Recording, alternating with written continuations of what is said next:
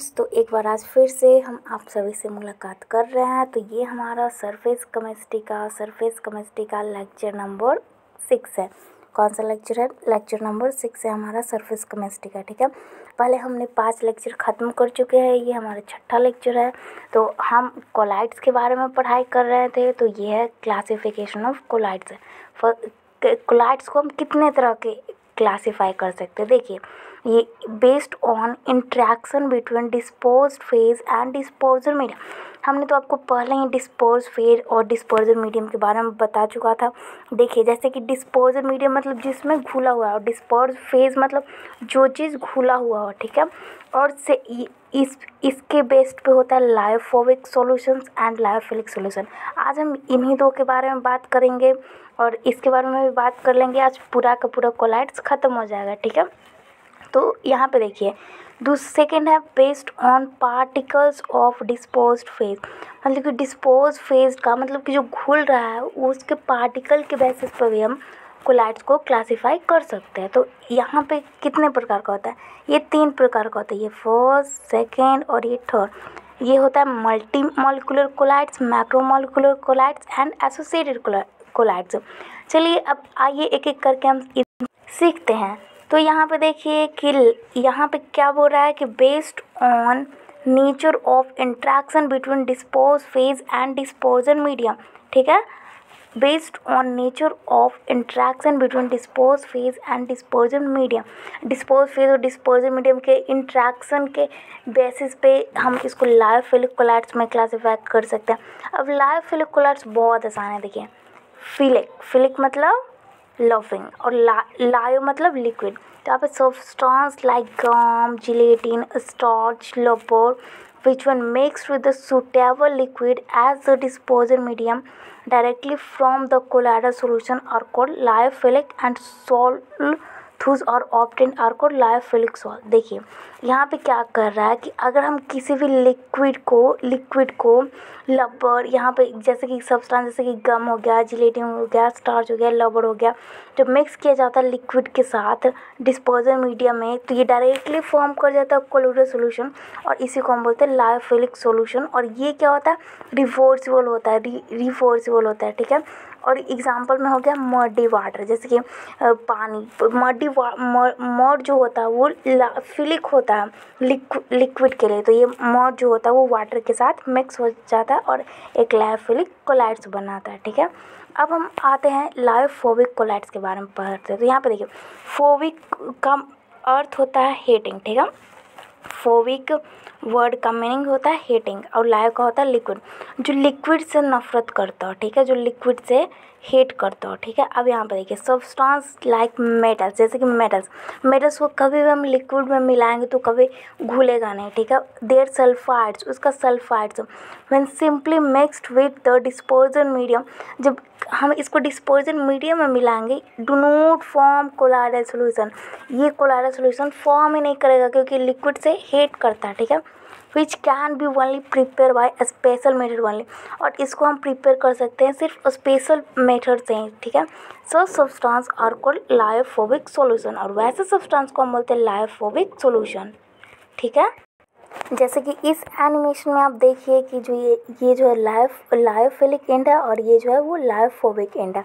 तो lyophilic and जो है वो वाटर की तरफ जा रहा है और लायोफोबिक एंड जो है वो बीच में गोला बनाकर बैठा हुआ है। ठीक है, और इस डायग्राम से आपको, मुझे उम्मीद है कि बहुत अच्छे से आपको लायोफिलिक और लायोफोबिक के बारे में समझ में आ गया होगा। देखिए, लायोफिलिक वाटर की तरफ जा रहा है और ये वाटर से दूर जा रहा है। ठीक है, और लायोफोबिक को चारों तरफ से लायोफिलिक घेरा हुआ है। ठीक है, जैसे कि आप उस डायग्राम में देख रहे थे, आप इस डायग्राम में भी थोड़ा अच्छे से देखिए। लायोफोबिक जो है वो बीच में है और लायोफिलिक जो है वो किनारे किनारे पे इसको गोले से घेरे हुए है। ठीक है, और देखिए ये जो है वो लायोफिलिक प्रोजेक्टिंग पार्टिकल्स है, ये सब ये लायोफिलिक है, और अंदर में जो लायोफोबिक पार्टिकल्स है। तो क्या लिख रहा है? Lyophilic projecting particles.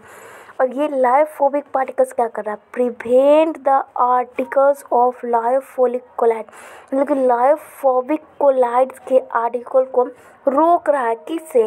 From aggregating at low electrolyte concentration, ताकि लो इलेक्ट्रोलाइट कंसंट्रेशन में एग्रीगेट ना हो जाए, ठीक है। तो ये सारे डायग्राम से आपको सब अच्छे से क्लियर हो रहा होगा। अब चलिए अब नेक्स्ट हम डिफ्रेंशिएट करते हैं लायोफिलिक और लायोफोबिक के बीच में। तो यहाँ पर देखिए लायोफिलिक सॉल्यूशन और लायोफोबिक सॉल्यूशन, ठीक है। लायोफिलिक सॉल्यूशन क्या कर रहा है, they are quite stable and are not easily coagulated. मतलब कि लायोफिलिक सॉल्यूशन तो खास बात है कि ये स्टेबल तो होगा ही, क्योंकि जब ये लिक्विड की तरफ जाना चाहता है तो लिक्विड में ये मिला हुआ है तो ये हमेशा स्टेबल होगा और इसको हम आसानी से कोगुलेट कर सकते हैं, ठीक है। आसानी से हम इसको बना सकते हैं, इसे हम आसानी से कोलाइड्स बना सकते हैं। अब लायोफोबिक में देखते हैं, they can easily precipitated by addition of a small amount of electrolyte. यानी कि देखिए लायोफोबिक सॉल्यूशन से तो हम कोलाइड नहीं बना सकते हैं, और अगर किसी मेथड से हम कोलाइड बना भी लिए, ठीक है, तो इसको हम आसानी से प्रेसिपिटेट कर सकते हैं। कैसे, स्मॉल अमाउंट ऑफ इलेक्ट्रोलाइट को ना कर, ठीक है। अब सेकंड देखिए they are reversible in nature. Lyophilic solution होता है वो रिवर्सिबल इन नेचर होता है, ठीक है। Once precipitated can reform colloidal solution by simple remixing.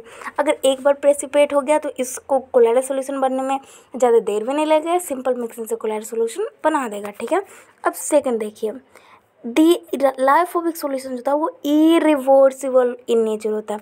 अगर एक बार ये प्रेसिपिटेट हो गया तो ये सिंपल एडिशन से कोलाइडल सॉल्यूशन नहीं बनाएगा। अब यहाँ पे देखिए तीसरा देखिए लायोफिलिक सॉल्यूशन में these solutions are usually formed by organic substance like starch, gum and protein।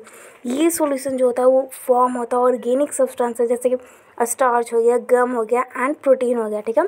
अब लायोफोबिक में देखिए these solutions are usually formed by inorganic material and sulfur। और ये solution जो होता है वो जनरली फॉर्म होता है इनऑर्गेनिक मटेरियल और उसके सल्फाइड से, ठीक है। अब क्या बोल रहा है, based on the type of particles of disperse phase. अब डिस्पर्स फेज के टाइप ऑफ पार्टिकल के बेसिस पे हम कैसे क्लासीफाई करेंगे, तो यहाँ पे देखिए ये है हमारा मल्टी मॉलिक्यूलर कोलाइड्स, ठीक है। फर्स्ट है मल्टी मॉलिक्यूलर कोलाइड, मतलब collides when on dispersion of a substance in dispersion medium। जब भी हम किसी भी सब्सटेंस को डिस्पर्स करते हैं किसी भी डिस्पर्जन मीडियम में तो क्या होता है, a large number of atom are smaller. बहुत सारे एटम जो तो बहुत छोटा होता है। Molecules of substance aggregate together to form a species. जो किसी भी सब्सटेंस का मॉलिक्यूल्स होता है वो एक साथ एग्रीगेट करता है और स्पीसीज बनाता है।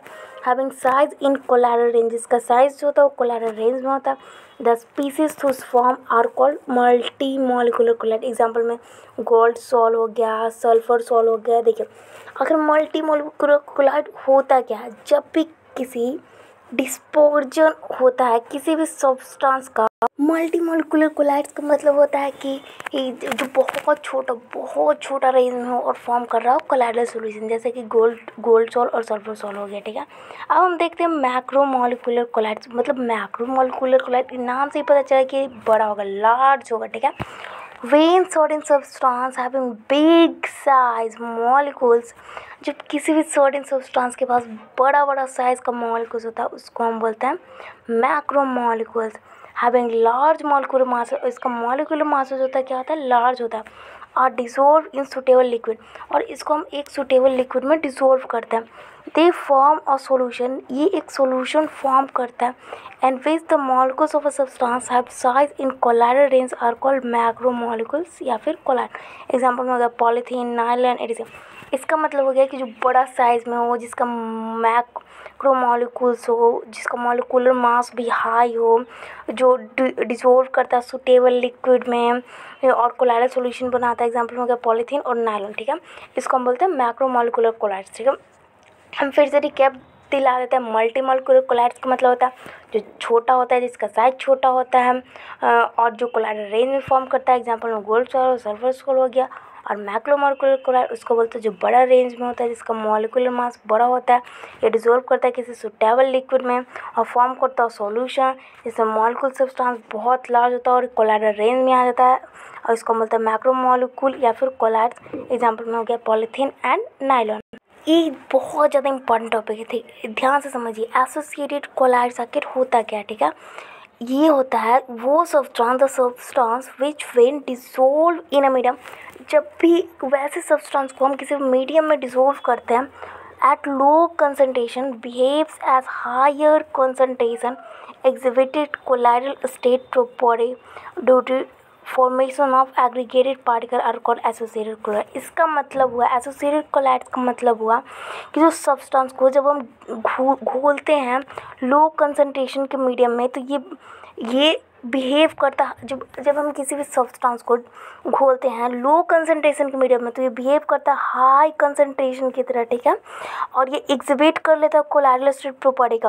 और क्यों एग्जिबिट करता है? Due to formation of aggregated particles, ठीक है। और इसी को हम बोलते हैं एसोसिएटेड कोलाइड। फ्रेंड्स एकदम ध्यान दीजिएगा, ये हम बहुत अच्छा टॉपिक पढ़ने वाले हैं। ये क्या है, क्या आप इसे पहचान सकते हैं? Can you recognise this? ये जो है वो माइसेल्स फॉर्मेशन है, माइसेल्स फॉर्मेशन। और ये जो होता है देखिए स्लीपिंग पेल, स्टर्न लेयर, सरफेस चार्ज, सब निगेटिव। हम आगे माइसेल्स फॉर्मेशन को पढ़ने जा रहे हैं, ठीक है। तो आइए सबसे पहले हम देखते हैं कि क्रिटिकल माइसेल्स कंसंट्रेशन आखिर होता क्या है, ठीक है। Critical micelles concentration, the formation of micelles take place if of a particular concentration is called critical micelles concentration। मतलब कि जो माइसेल्स का क्रिटिकल माइसेल कंसंट्रेशन किसको बोलते हैं? जो माइसेल्स का फॉर्मेशन होता है कोई पार्टिकुलर कंसंट्रेशन पे, इसी को हम बोलते हैं क्रिटिकल माइसेल कंसंट्रेशन। मतलब एक कंसंट्रेशन, किसी भी लिक्विड का एक कंसंट्रेशन होता है पार्टिकुलर कंसंट्रेशन पे, उसका जो होता है वो माइसेल्स का फॉर्मेशन होता है और उसी को हम बोलते हैं क्रिटिकल माइसेल्स कंसंट्रेशन, ठीक है। वैसा कंसंट्रेशन जिस पे माइसेल्स का फॉर्मेशन होना स्टार्ट करता है उसी को हम बोलते हैं क्रिटिकल माइसेल्स फॉर्मेशन, ठीक है। अब माइसेल्स मैकेनिज्म ऑफ माइसेल्स फॉर्मेशन ये क्या है? अब इसे समझने से पहले हम आपको कुछ चित्र भी दिखाएंगे और बहुत अच्छे अच्छे चित्र दिखाएंगे। देखिए फ्रेंड्स, ये है फॉर्मेशन ऑफ माइसेल्स, ठीक है। ये क्या? Formation of micelles. तो यहाँ पे क्या हो रहा है कि ये देखिए बीच में क्या है? आयंस है, बीच में आयंस है। और ये सब इधर इधर जो किनारे किनारे ये है क्या? सोडियम आयंस है, ठीक है। हम बीच वालों को क्या बोलते थे? लायोफोबिक। और ये सबको क्या बोलते हैं? लायोफिलिक, ठीक है। तो ये सोडियम जो है वो लायोफिलिक है, ठीक है। तो ये इधर आएगा और आयरन लायोफोबिक है तो बीच में चला जाएगा और इसी प्रकार कुछ माइसेल्स फॉर्म होता है, ठीक है। तो चलिए अब हम समझ, यहाँ पे देखिए मैकेनिज्म ऑफ माइसेल्स फॉर्मेशन। माइसेल्स फॉर्मेशन का मैकेनिज्म क्या है? देखिए फर्स्ट देखिए गिवन दैट ये दिया हुआ है कि soap is sodium salt, soap जो है वो सोडियम साल्ट का बना हुआ है और फैटी एसिड का बना हुआ है, ठीक है। And may be represented RCOON। और हम इसको मतलब सोप को हम RCOON से रिप्रेजेंट कर सकते हैं। किससे? RCOONA से हम इसको रिप्रेजेंट कर सकते हैं, ठीक है। अब CH3 CH2 whole 14 COO -Na+ को जब पानी में घोला जाता है, ये एक सोप का फॉर्मूला है। जब इसको पानी में घोला जाता है तो इट डेसोसिएट इन RCOO, ये RCOO में टूट जाता है। एंड नोट आयंस में नहीं टूटता है, ये नहीं कि आयंस में, ये RCOO में टूट जाता है। और दूसरा क्या है? The RCOO ions however consist of 2 part. और ये जो होता है आयंस 2 पार्ट कंसिस्ट करता है। एक होता है नॉन पोलर लॉन्ग हाइड्रोफोबिक होता है, नॉन पोलर होता है मतलब वाटर रिपेलिंग, मतलब वाटर को रिपेल करता है और इसी को हम बोलते हैं हाइड्रोफोबिक, ठीक है। नॉन पोलर होता है। एंड पोलर ग्रुप सीरोलो, और सीरोलो ग्रुप जो होता है पोलर होता है, इसको हम बोलते हैं हेड। पोलर ग्रुप को हम बोलते हैं हेड और नॉन पोलर ग्रुप को हम बोलते हैं टेल, ठीक है। Which is hydrophilic group. और तीसरा क्या है?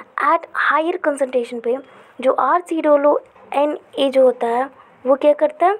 वो फॉर्म करता है एक aggregate of spherical shape with the hydrocarbon chain pointing toward the centre and COO part outward on the surface of sphere. देखिए यहाँ पे देखिए आप समझ जाएंगे यहाँ से, ये जो है ये क्या है? ये हाइड्रोफोबिक टेल है, ठीक है।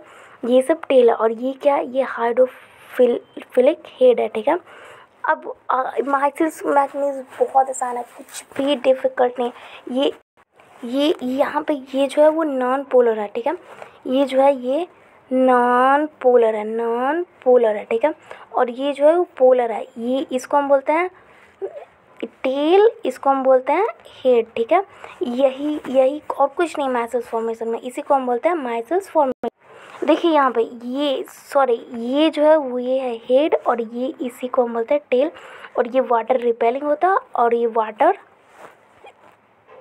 अब आइए समझते हैं next cleaning action of soap. Soap का क्लीनिंग एक्शन क्या कहलाता है, ठीक है। सोप कैसे काम करता है, आप सभी ने अपने घर पे कपड़ा तो फींचे होंगे, तो उसमें आप समझ सकते हैं कि जैसे ही आप सोप को डालते हैं पानी में, तो वो क्या करता है, वो आपके कपड़े को जो है वो क्लीन कर देता है, बिल्कुल भी क्लीन कर देता है, चाहे उसमें कितना ही आयल क्यों ना हो, फिर वो आपके कपड़ों को एकदम नीट एंड क्लीन कर देता है। तो ये कैसे काम करता है, आइए आज हम इसको प्रैक्टिकल वे में अच्छे से समझेंगे, ठीक है। तो यहाँ पे देखिए, व्हेन ग्रीस और oil is sticking on the surface of cloth, जब भी ग्रीस और ऑयल मतलब कि हमारे शरीर से जो स्वेट निकलता है उसमें ऑयल होता है, तो वो क्या करता है, हमारे क्लॉथ के साथ चिपक जाता है, ठीक है।